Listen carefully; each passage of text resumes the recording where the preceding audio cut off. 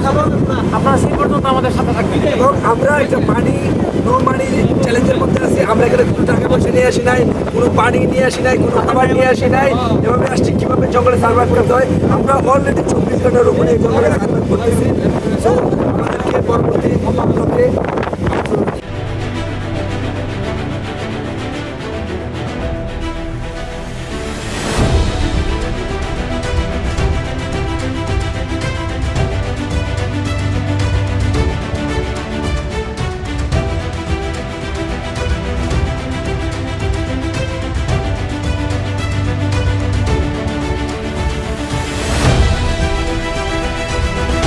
Guys আমরা চলে আসলাম একটা জঙ্গল থেকে, পাহাড়ি জঙ্গল থেকে।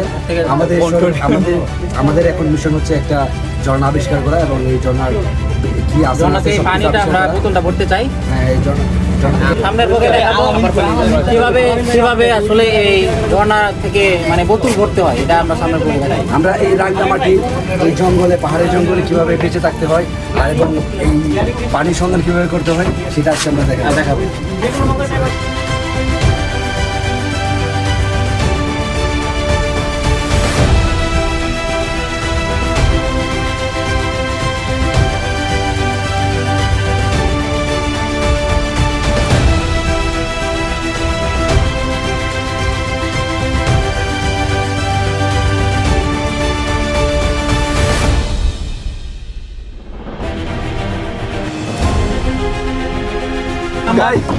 অবশেষে আমরা ঝর্ণা পেয়েছি।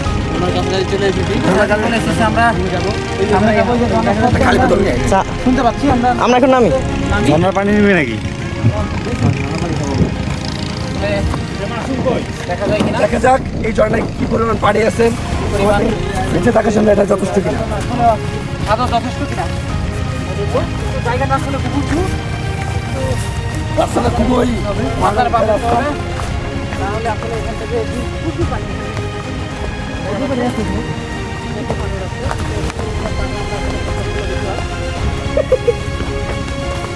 আমরা কিভাবে বুঝবো পানিটা খাওয়ার উপযোগী কিনা? আমরা স্বাদ গন্ধ নিয়ে আমরা দেখবো। আসলে গত পর্বে আমরা দেখিয়েছি কিভাবে মানে ভাল্লুকের মল টেস্ট করতে হয়, সেভাবে আমরা বুঝতে পারবো যে পানিটা খাওয়ার উপযোগী কিনা। আমরা সব ঝর্ণা পেলাম, আমাদেরকে খাবার পানি দিতে